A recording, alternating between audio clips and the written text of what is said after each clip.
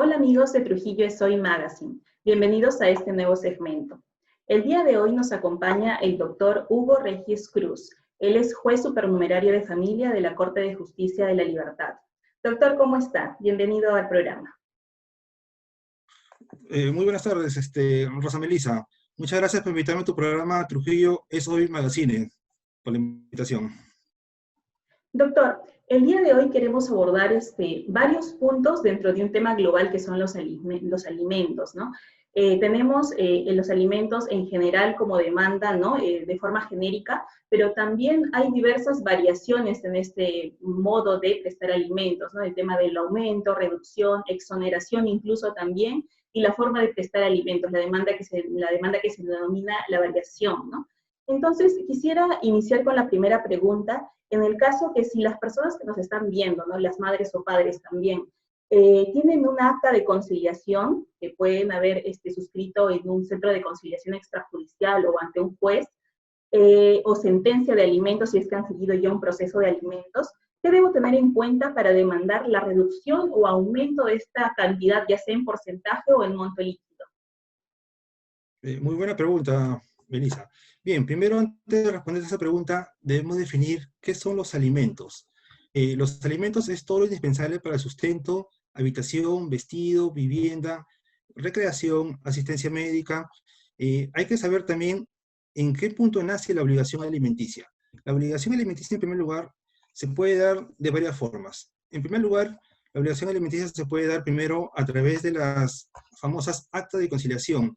¿Dónde se piden estas actas de conciliación? Estas actas de conciliación son expedidas en dos lugares. Uno, primero es por la Defensoría de Niños y Adolescentes, que es la de MUNA. Esto es a través de la ley 27.007, y la otra es a través de los centros de conciliación extrajudiciales, que son los que están acreditados por el Ministerio de Justicia. La misma que se regula por la ley 26.872. En ambas circunstancias se puede llegar a una conciliación, y esta conciliación se va a emitir un acta. Esta acta va a contener una obligación que son ciertas, expresas y exigibles. A partir de ahí, prácticamente se genera la obligación alimenticia. La otra forma es a través de los jueces de paz, es con la ley de justicia de paz, con la ley número 29.824, y a través de los juzgados de paz letrados, a través del Código de Niños y Adolescentes. Para primer lugar, bueno, cuando se demandan los alimentos, se confiere traslado a la parte demandada. La parte demandada tiene el plazo de 5 días para poder contestar la demanda. Con su solución o sin ella, se señala fecha de audiencia. En la audiencia única, el juez lo que va a hacer primero va a ser solicitar la acreditación de las partes procesales. Luego va a emitir el sanamiento procesal. Para eso el juez tiene que verificar si la relación jurídica procesal se encuentra válidamente constituida a través de los presupuestos procesales y condiciones de la acción. Además, si es en caso el demandado, algunos demandados deducen algunas excepciones y también cuestionan la relación jurídica procesal válida. En esos casos se emite el sanamiento procesal y nuevamente se toca el punto de la conciliación. Acá hay que tener en cuenta que las partes procesales tienen nuevamente la oportunidad, si de repente no asistieron al centro de conciliación, de poder llegar a un acuerdo conciliatorio.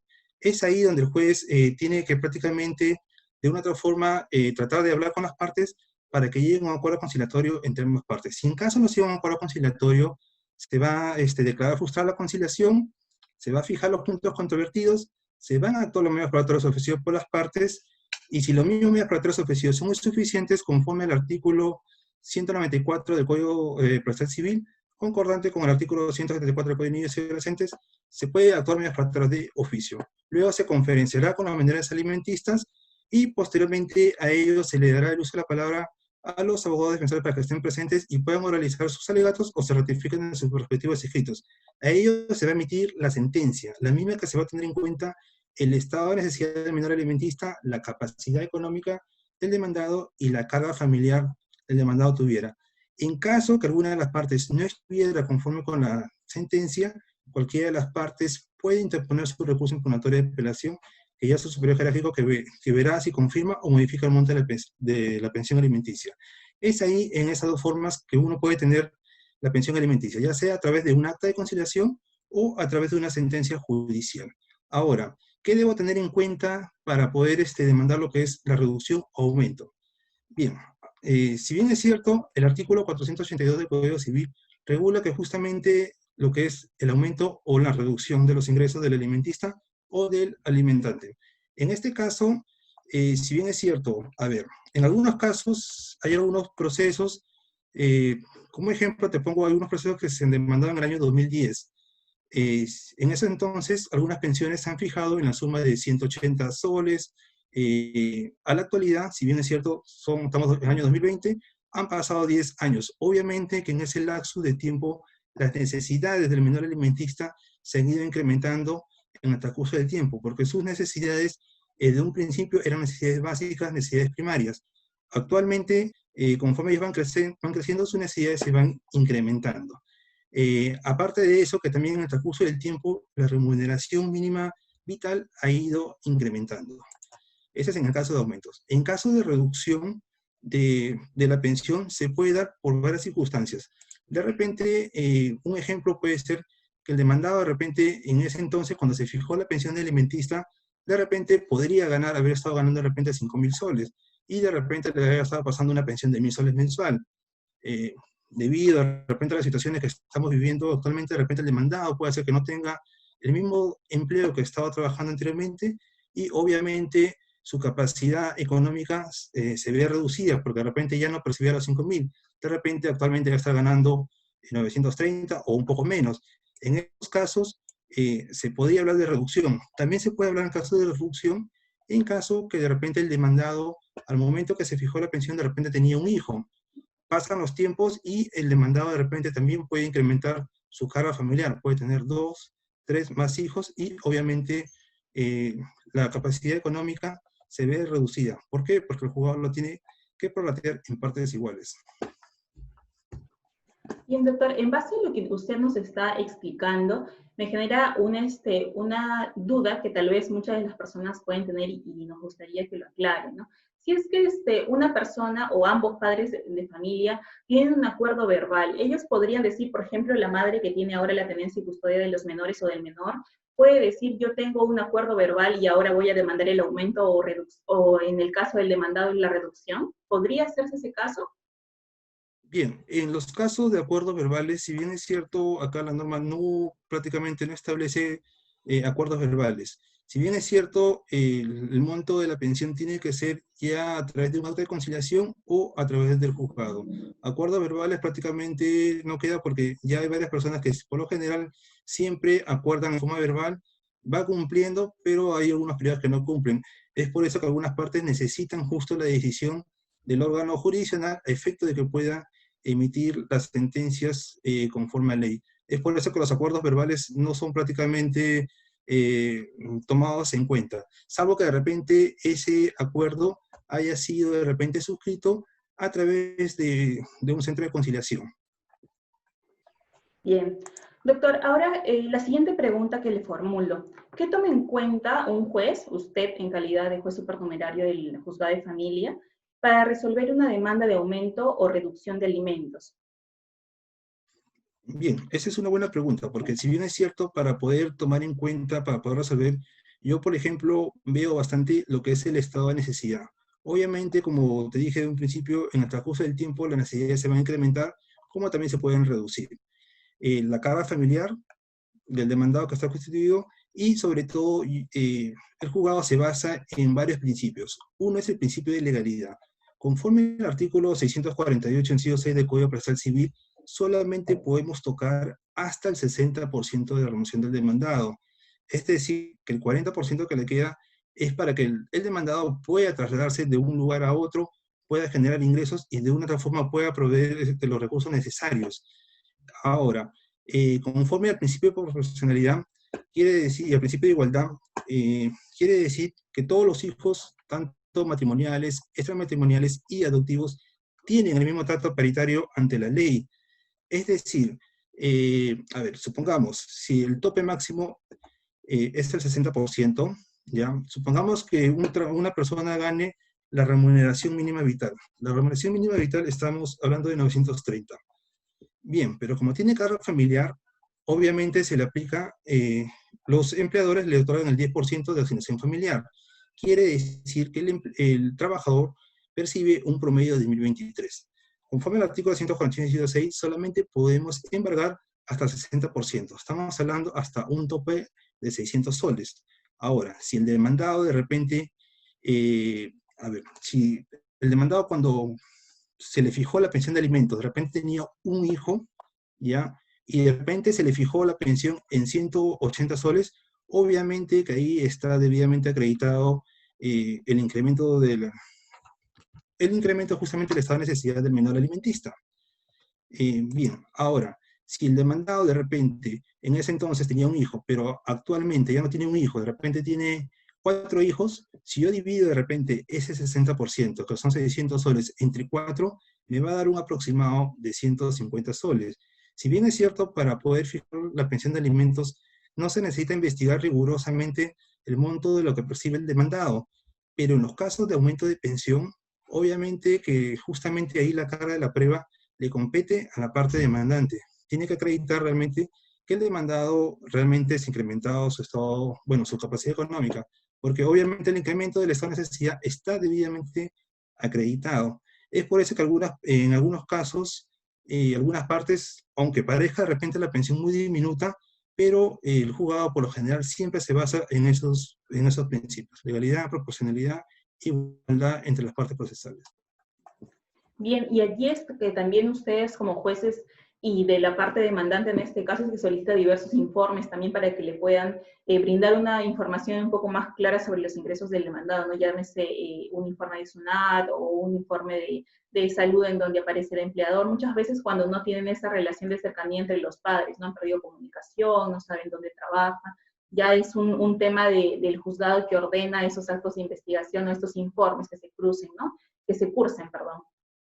Sí, efectivamente. Justamente, por ejemplo, el juzgado tiene el criterio de antes de llevar a cabo las audiencias, verifica a través de la página de salud si es que realmente estos demandados se encuentran en actividad, están en actividad. ¿Por qué? Porque ya ha pasado varios casos en que los demandados presentan una declaración jurada y dicen que de repente no trabajan o de repente trabajan y que su sueldo de repente es 1.000 soles. El juzgado lo que hace, pide el récord de aporte del asegurado al régimen de la Seguridad Social en Salud, para lo cual nosotros tenemos un convenio con Salud, que justamente nosotros le pedimos la información y en el mismo día, a más tardar al día siguiente, esa información nos llega vía correo institucional. En algunos casos hemos percatado que el demandado dice: gano 1.000 soles. Eso ha sido, supongamos, su declaración jurada en agosto del 2019. Se cruza la información con la información de salud y de repente en agosto de ese periodo no ganó 1.000 soles, ganó de repente 5.000 soles. En esos casos, bueno, al demandado se le aplicará, por tratar de sorprender a la justicia, los topes máximos. Muy al margen de eso, hay que tener en cuenta que el récord de aporte del asegurado, en esa información, si bien es cierto, va a salir quién es tu empleador, cuánto percibes, cuáles son los descuentos, es una información que si nosotros recurrimos a la página de su salud, ya en su salud es una página donde va a figurar todas las IAFAS, que son justamente las IAFAS, son las administraciones aseguradoras, donde, como te digo, en el salud no va a salir, si un policía está en actividad, obviamente te va a salir en la salud como si no trabajara, pero si yo cruzo la información con la página de su salud, me va a salir que su IAFA actualmente está en actividad, que es la policía. Ahí donde yo cruzo la información, si es que realmente esa persona está en actividad o no. Aparte de eso, con el informe de SUNAT, es un dato muy importante. ¿Por qué? Porque en algunos casos, algunos demandados, bueno, por lo general de los demandados tienen la costumbre de que cuando están justamente en los procesos de alimentos, de repente ellos ganaban 2.000, 3.000 o más, y de un momento a otro, ellos están percibiendo el mínimo 930. Pero lamentablemente a veces nos damos con la sorpresa que cuando pedimos el informe no trabajan. Cuando pedimos el informe de SUNAT, ahí nos cruzamos la información con la renta de cuarta, quinta categoría y vemos las declaraciones anuales donde realmente se acreditan cuáles son sus reales ingresos.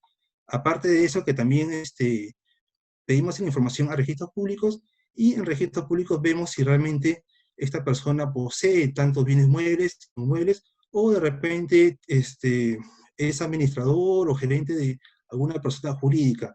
En esos casos, obviamente, está acreditado de repente el incremento de la capacidad económica. En esos casos, el juzgado toma otros factores para el cálculo de las pensiones. Y eso también atendiendo a que ahora, en este contexto en el cual estamos pasando ahora por la pandemia de COVID-19, es que usted indica, por ejemplo, los órganos de ayuda o la forma, ¿no?, de poder ayudarse para obtener información más certera y más rápida, como es el caso de salud, ¿no? Y también con la nueva resolución administrativa en el cual tiene un nuevo procedimiento para que puedan hacer las audiencias virtuales, ¿no? Precisamente usted fue el primero que realizó este tipo de audiencias virtuales en los procesos de alimentos. Entonces, digamos, efectivamente se está avanzando con esos cambios para poder, digamos, dar un poco más celeridad a esos procesos y está obteniendo los resultados que se deberían. Sí, efectivamente, justamente el juzgado empezó con las audiencias acá en La Libertad en todo lo que es el tema de alimentos. Te explico más o menos. Eh, Más o menos el juzgado tiene el criterio de que estos procesos tienen que ser procedimientos rápidos y céleres. Yo tengo el punto de vista de que un proceso de alimentos no debe durar más de 3 a 6 meses. Es por eso que nosotros prácticamente empezamos a impulsar varios procesos. Han habido un montón de procesos en el juzgado que, por ejemplo, se admitió el trámite, se confirió traslado, se notificó y ese cargo de notificación nunca regresó al juzgado. Se cursó nuevamente la notificación y nunca retornó. ¿Qué es lo que hizo el juzgado? El juzgado lo que estaba haciendo estos efectos no dilatar los procesos más, ha estado programando audiencias y notificando con la demanda anexos y admisorios, y poniéndole justamente en la resolución que la situación jurídica del demandado se va a definir en audiencia, y a la vez exhortamos a los jueces de paz o a las personas encargadas del diligenciamiento que cumplan con devolver dichas cédulas de notificación bajo procedimiento de comunicarse, en este caso, a la ODEMA o a la ODAJU, de ser el caso, en este caso, de la persona responsable quien demore el diligenciamiento de la cédula. A raíz de esto, justamente con esos apercibimientos, eh, de una u otra forma, las cédulas empezaron a llegar de la forma más rápida y todas las audiencias se empezaron a llevar. También, aparte de eso, había algunos procesos que ha sido imposible la notificación física, que no se podía notificar. ¿Qué es lo que ha estado haciendo el juzgado? El juzgado, incluso hasta antes de la pandemia, algunas partes han estado proporcionando los números de teléfonos de las partes procesales, y el juzgado lo que estaba haciendo es llamar a las partes procesales, y si se asociaba que era la parte procesal, en este caso la parte demandada, automáticamente le notificaba con la fecha de audiencia y le pedía un número o correo electrónico. ¿Para qué? Para que pueda conferirle justamente demanda, anexos y resoluciones. Y gracias a estos métodos y a buenas prácticas, justamente se me está llevando un montón de audiencias de la forma más oportuna y práctica. Bien, doctor. Y ahora la siguiente pregunta tenemos en relación a qué pasa cuando la parte ya del menor o los menores, de los demandantes, ha tenido una sentencia a favor en el concepto de porcentajes, ¿no? En la forma de brindar esos alimentos, esa pensión de alimentos de parte del demandado en porcentaje. Pero el demandado se quedó sin trabajo, ya sea antes de las circunstancias por la pandemia de COVID-19 o en estas circunstancias. ¿Qué qué deben hacer las personas, los demandantes? ¿No? En base a eso se tiene que interponer una nueva demanda de variación de forma de prestar alimentos, o cómo es que se resuelve esa situación. Bien, justamente yo en las audiencias, cuando me demandan lo que es alimentos en forma de porcentaje, la primera pregunta que siempre le hago a las partes procesales es: ¿eres estable? ¿O cuál es tu situación en la empresa? ¿Por qué? Porque si bien es cierto, yo siempre recomiendo una demanda de alimentos en porcentaje cuando una persona es estable. ¿Por qué? Porque de una otra forma se lo va a descontar mes a mes. Pero si de repente una persona tiene un trabajo de 2, 3 meses o es temporal, obviamente va a estar cobrando mes a mes, pero va a haber un determinado tiempo de periodo que de repente esas pensiones sean inejecutables. En esos casos, la parte demandante tendría que presentar una demanda de variación en la forma de prestar, de monto, de porcentaje a monto fijo. Como le digo yo siempre a las partes, en la conciliación es justamente donde yo les explico cuáles son las ventajas y desventajas ante estas situaciones. Es por eso que lo ideal, en estos casos, cuando alguien tiene trabajos eventuales, lo ideal es un determinado el monto fijo. Bien. Doctor, entonces allí va a depender del caso en concreto para que la parte pueda decidir si es que va a solicitar la pensión de alimentos en porcentaje o en monto líquido. Ahora, para el tema de la liquidación, ahora ya que tocamos este punto, para el tema de la liquidación, cuando van a practicar ya la liquidación, la propuesta, cuando se va a presentar la propuesta de liquidación de parte, de parte del demandante o la demandante, ¿cómo es que el juez tome en base a esos últimos meses antes que plantee la demanda de variación? Porque la demanda de variación va a tener la efectividad o va a ser efectiva desde la fecha de notificación de la resolución final, ¿verdad? Entonces, mientras va corriendo ese plazo, tengo que calcular, por ejemplo, el 20% en base a la remuneración mínima, o tengo que calcular el 20% que ya estuvo recibiendo precedentemente el demandado. Bien, en ese punto, si bien es cierto, hay varios factores, porque hay varios criterios jurisdiccionales. Algunos, por ejemplo, toman en cuenta la remuneración mínima vital, otros en base a su remuneración que estuvo practicando, pero lo ideal en ese caso, si bien es cierto, debería ser en base a la remuneración mínima vital.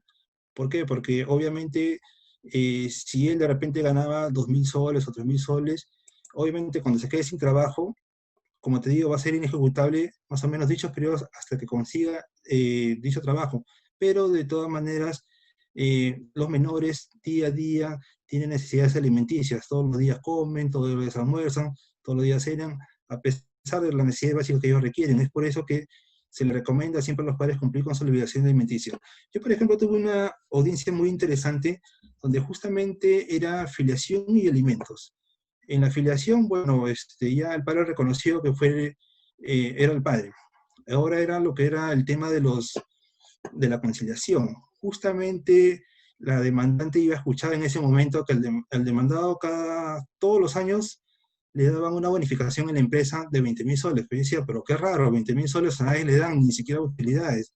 Pero bueno, el demandado manifestaba que era contratado. Se le recomendó en ese caso a la parte bueno, que en todo caso lo más factible y sana era justamente la conciliación a través de un monto fijo, pero la parte demandante se cerró y quería el monto en porcentaje. Bueno, al final se pactó en porcentaje, como habrá pasado un mes, 2 meses, justo pasa por mi oficina el demandado y me dice, doctor, me he quedado sin trabajo. Y me dice, ¿qué puedo hacer? Me dice, ya no tengo trabajo, no sé cómo pasarle. La única recomendación que le di, mira, le digo, sabes que hijo, todos los días tienes necesidades y de una otra forma, tú, dentro de tus posibilidades, tienes que tratar de cumplir con tu obligación alimenticia dentro de tus posibilidades. Y bueno, ¿para qué? Me entendió, sí, doctor, tiene razón. Eso es lo que voy a hacer y voy a empezar a depositar mes a mes. Ya después de la parte, es un procedimiento porque tiene que iniciar nuevos procesos para que pueda variar la forma y eso a veces demora un poco. Claro, y también tal vez ustedes evalúan los casos porque hay en algunas situaciones en que el demandado renuncia a su trabajo a propósito para no tener, digamos, de dónde puedan descontarle directamente el monto sentenciado o acordado en acta con la madre, por ejemplo, la madre o el padre, en el caso concreto, depende, ¿no?, de las circunstancias. Así como a veces usted mismo mencionaba de que se reduce en la remuneración, porque muchas veces está en su propia empresa, o renuncian también, ¿no? De repente y el criterio cambiaría, ¿no? Depende del caso en específico. Claro, pero si en caso renuncia maliciosamente, acá podemos aplicar el artículo 149 del Código Penal, que es justamente el segundo párrafo de lo que es omisión de licencia familiar. En caso de renuncia maliciosa, ella podría accionar ya de otra forma, ya en otra vía correspondiente, como se dice. Ok. Doctor, ahora para pasar a otro punto dentro del contexto de alimentos, ¿no? La exoneración de alimentos. En el caso de que los padres de familia hayan estado aportando esta pensión de alimentos, ya sea por descuento de planilla o voluntariamente, ¿qué pasa cuando cumple la mayoría de edad? ¿Automáticamente debe dejar de aportar esta pensión de alimentos? ¿Hay criterios? ¿Hay situaciones especiales? Mira, con respecto a la exoneración, si bien es cierto, lo que es alimentos rige hasta los 18 años, ¿ya? Los alimentos, obviamente, de un menor de edad se presume hasta que cumpla su mayoría de edad. Pero en los casos de hijos mayores de 18 años, solamente ellos pueden seguir percibir alimentos siempre y cuando estén siguiendo con éxito los estudios superiores. En este caso es hasta los 28 años. para lo cual, en este caso, el alimentista deberá personarse al presente proceso y de todas maneras deberá acreditar que está siguiendo con éxitos estudios, una profesión u oficio. Hay que tener en cuenta que dicha norma prácticamente establece no dice más o menos, dice una, norma, una nota probatoria, no dice bajo qué parámetros es una nota. Si bien es cierto, en algunos casos hay algunas personas que de repente no tienen 14, tienen 11, 12, pero hay que tener en cuenta, de todas maneras, como no se establece ningún parámetro, que esta persona de una u otra forma quiere seguir estudiando a efecto de poder crecer profesionalmente. En algunos casos hay que ver en cuenta si es en porcentaje, obviamente la pensión se venía cumpliendo mes a mes, pero en algunos casos algunos padres no cumplen con la obligación alimenticia y es ahí donde a veces el alimentista ya mayor de edad tiene que a veces trabajar, estudiar a efecto de poder subsistir y a veces en algunos casos se dan cuenta que de repente a veces no pueden aprobar todos sus cursos. ¿Por qué? Porque no tienen el tiempo suficiente para poder dedicarse a ambas cosas. Por lo que si se acredita que el alimentista pretende continuar sus estudios con el objetivo de regresar profesionalmente, obviamente se entiende que quiere crecer profesionalmente. En estos casos, el demandado lo que tiene que hacer, si en caso de repente el alimentista no está estudiando o no está siguiendo sus estudios con éxitos, porque hay algunos casos, por ejemplo, que he visto que una persona está en la universidad, obviamente más de 10 años, eh, obviamente no está, se sobreentiende que no está siguiendo con éxito unos estudios superiores. En estos casos, lo que tiene que hacer el demandado es solicitar la exoneración de los alimentos en la vida correspondiente y acreditar realmente que el alimentista ya cesó prácticamente su estado de necesidad. En este caso, de repente, si ya culminó sus estudios, de repente adjuntar el título profesional, adjuntar otros documentación, o de repente también se dan casos que de repente los alimentistas ya mayor de edad ya son casados, o de repente tienen hijos. Eso es lo que tiene que ver también en la parte demandada. Otro punto también, por ejemplo, también donde se pide la exoneración, es la exoneración en los casos de cónyuges. En algunos casos, si bien es cierto, la cónyuge a veces se le está otorgando una pensión de alimentos, pero a veces hay un proceso ya de divorcio, y en los procesos de divorcio, si bien es cierto, bueno, se dispone la división de sociedad ganancial, el régimen de visitas, tenencia, todo, pero lo que es en la pensión de alimentos del cónyuge, a veces cuando ya está judicializado, los mismos jueces disponen que eso se vea en la vida correspondiente. Y conforme al artículo 350, en caso de, bueno, que ya sea divorciado, cesa la obligación alimenticia. Pero algunas personas, bueno, siguen manteniendo su posición que de todas maneras quieren seguir cobrando la pensión. En esos casos, el juzgado, por ejemplo, es bien tajante. Así como otorga las pensiones rápidas de los alimentos, también en los casos que ve un evidente abuso del derecho, por ejemplo, también exoneran rápido las pensiones. En esos casos se da. Bien, doctor. Y como última pregunta de esta ronda bastante importante de los temas que estamos abordando, quisiera que nos que especifique a las personas que informe desde cuándo se hace efectivo estos subtemas, digamos, dentro del mundo de la pensión de alimentos, ¿no? El aumento, reducción, exoneración, variación, ¿desde cuándo se hace efectivo? Porque la demanda de alimentos, todos podrían decir sí, se hace efectivo desde el momento en que se notifica la demanda, ¿no? El demandado, efectivamente. Pero en el caso de los otros conceptos, ¿qué es lo que pasa? Bien, es una pregunta muy interesante porque este es un criterio que en diversos juzgados en todas las cortes a nivel nacional hay diferentes criterios. Si bien es cierto, conforme al artículo 568 del Código Procesal Civil, las pensiones alimenticias rigen a partir del día siguiente con la notificación con la demanda. En este caso, la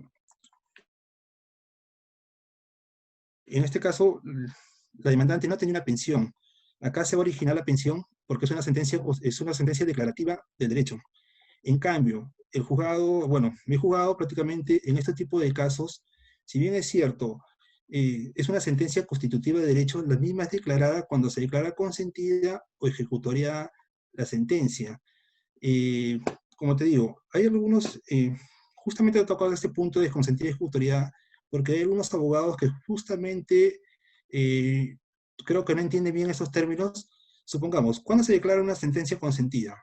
Consentida quiere decir cuando ninguna de las partes interpone el recurso de apelación y renuncian conforme al artículo 123, inciso 2 del Código Procesal Civil. En esos casos se declara consentida la sentencia. En los casos, de repente, si las partes apelan y el superior confirma, ahí es ejecutoriada. Pero en algunos casos me he dado cuenta que algunos abogados, por ejemplo, ya apelaron, el superior confirmó, y muy aparte presentándose escrito, consentida, ejecutoriada, solicita la ejecución del proceso. Justamente están solicitando algo que ya está ejecutoriado. Como te digo, en estos casos es, rige a partir de que se declara consentida, ejecutoriada. Salvo que de repente el juzgado detecte que de repente que el alimentista ya sea mayor de edad o ya ha sobrepasado el límite permitido. En algunos casos el juzgado lo está sacando a partir de la expedición de la sentencia. ¿Por qué? Porque el juzgado no ampara el abuso del derecho, porque se ha dado casos que de repente están solicitando exoneración de alimentos y de repente el proceso fue de repente del 2015 y de repente a la fecha, actualmente ya el alimentista ya no tiene 28 años, sino tiene 32 años. En esos casos, obviamente, no va a esperar que esa resolución se declare ejecutoriada consentida. ¿Por qué? Porque sería amparar un abuso del derecho. Y en algunos casos yo sí dispongo a partir de la presente resolución, pero por lo general es a partir de que se declara consentida, ejecutoriada la presente sentencia. Ya Igual que en pasa para estos el aumento y casos, reducción. eh, sí, en lo que pasa para aumentos y reducción, sí, pasaría lo mismo. ¿Por qué te digo? Porque el menor de la pensión alimenticia ya goza de prácticamente ya goza de una pensión que se viene ejecutando mes a mes. Es por eso que a raíz de eso el juzgado empezó a hacer un mejor análisis y a cambiar de criterios. ¿Por qué de repente, a, a ver, si tú demandas de repente una exoneración, ¿por qué esa exoneración tiene que ser con efecto? ¿Por qué no puede ser con efecto retroactivo? ¿Por qué a partir de que se declara consentida? ¿Por qué los procesos de aumentos tienen que ser a partir de que se notificó con la demanda? Por eso que el juzgado vio, analizó y bueno, empezó a cambiar de criterios con esos puntos de vista. Como te digo, como es una sentencia constitutiva de derechos, es a partir de que se declara consentida, ejecutaría la pensión de alimentos. En esos términos también si tienen ya un acuerdo de conciliación o un acta o una sentencia, si se varía la forma de prestar, también desde el momento en que se queda, digamos, consentida ejecutoria de la sentencia. Claro, es por ejemplo, en todo lo que es aumentos, cuando justamente van a conciliar y concilian, yo les explico a las partes esta situación y las partes entienden, porque justamente les explico cuándo es una sentencia declarativa y cuándo es una sentencia constitutiva. Y si en caso, en audiencia de un aumento, ellos llegan a pactar la conciliación, porque hay muchas audiencias que justamente de aumentos que concilian, justamente se le dice la presente conciliación rige a partir de la presente acta de conciliación. Es a partir de ahí. Yo, por ejemplo, en todas mis audiencias, lo que trato de hacer es dialogar con los padres. Promuevo bastante la conciliación entre las partes procesales.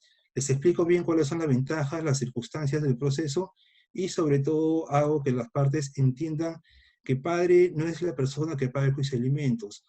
Padre es la persona que cría, enseña, educa, es la persona que se hace responsable de sus hijos. Y más aún, que es obligación de la Constitución Política del Perú, cumplir con la obligación alimenticia. Ambos están en la obligación de criar, orientar y motivar, ya que si bien es cierto, lo que yo siempre les digo a los padres es que los padres tienen que tratar de evitar, es de hacer la alienación parental. Es decir, a veces cuando los niños están con la madre tiene que tratar de evitar mal del padre y viceversa. Cuando los niños están con el padre tiene que evitar mal de la madre, porque a veces los padres no se dan cuenta, pero a veces los insultos, las humillaciones entre los progenitores, para el niño es dolor, sufrimiento, lágrimas, que es lo que mi persona trata de evitar, porque a veces ante estos conflictos que a veces hay en los hogares, los niños son víctimas de bullying, víctimas de violencia familiar, a veces se dedican a delinquir, a hacer otras cosas. Cuando los padres se dan cuenta, a veces es demasiado tarde. ya que de repente entre los padres tiene que existir esa comunicación entre ellos, porque va a haber un momento, aunque parezca mentira, que el menor se porte mal, y es ahí donde ambos padres tienen que corregir, porque si no lo corrigen a temprana edad, cuando sea más tarde va a ser demasiado tarde. Ese es el punto, por eso que yo siempre trato de dialogar, y hasta inclusive a veces algunos abogados me dicen, doctor, ¿cómo la hace? Porque, o lo felicito porque a veces yo promuevo bastante la conciliación y les hago entender las situaciones, como también lo ideal es que las partes tratan de llegar a un determinado monto de la pensión, porque si bien es cierto, como le digo a las partes, el menor va a crecer, la necesidad se va a incrementar, y de repente el demandado más adelante le puede otorgar una pensión. Si no pasara eso, obviamente la parte demandante en cualquier momento le pueden mandar una demanda de pensión. Y ahí es donde las partes justamente entienden y les hacen entrar en razón. Muy al margen de eso, eh, hay otra cosa que también me percato a veces en las audiencias, es que a veces algunas madres, no digo todas, les interesa más el factor económico que antes que el menor se relacione con el papá. ¿Por qué? Porque a veces el padre dice, sí, yo estoy dispuesto a darle, pero también me interesa ver a mi hijo, sacarlo a pasear, tener el externamiento, eh, muchas cosas. Pero a veces la madre no está, no quiere, o me dice, yo lo puedo sacar, pero la madre está ahí, y no es lo mismo que realmente pueda pasar. Es por eso que a veces yo les explico a las madres, a veces los niños tienen que estar con el padre, porque el padre es la figura paterna, y si bien es cierto, cuando un padre está con los hijos, el padre realmente se va a dar cuenta de cuáles son las reales necesidades del menor, y obviamente va a querer aportar más. Pero si uno le restringe al padre ver a sus hijos, obviamente el padre no te lo va a dar, y si te va a dar una pensión va a ser, bueno, por obligación más que por otra cosa. Es por eso que yo siempre dialogo con los padres, y algunos se dan cuenta de sus errores, porque yo le digo a todos, errar es humano, todos nos podemos cometer nuestros errores, pero también las personas admitir nuestros errores y darnos una oportunidad, al menos con nuestros hijos, porque son, como les digo, los hijos son los que van a crecer y son ellos mismos los que les van a juzgar. El mundo da vueltas y nosotros debemos ser el ejemplo para nuestros hijos. Muy bien, doctor Hugo Regis, muchas gracias por la recomendación que acaba de dar a todos los padres que nos están escuchando, ¿no? Bueno, para finalizar la entrevista, muchas gracias, el agradecimiento de parte del programa y también de los oyentes, de los que nos están viendo en este segmento, porque sé que va a ser de mucha utilidad. Y gracias por su aporte en la justicia, doctor. Muchas gracias, doctora Rosa Melissa. Que tenga buen Hasta día, más luego. bien.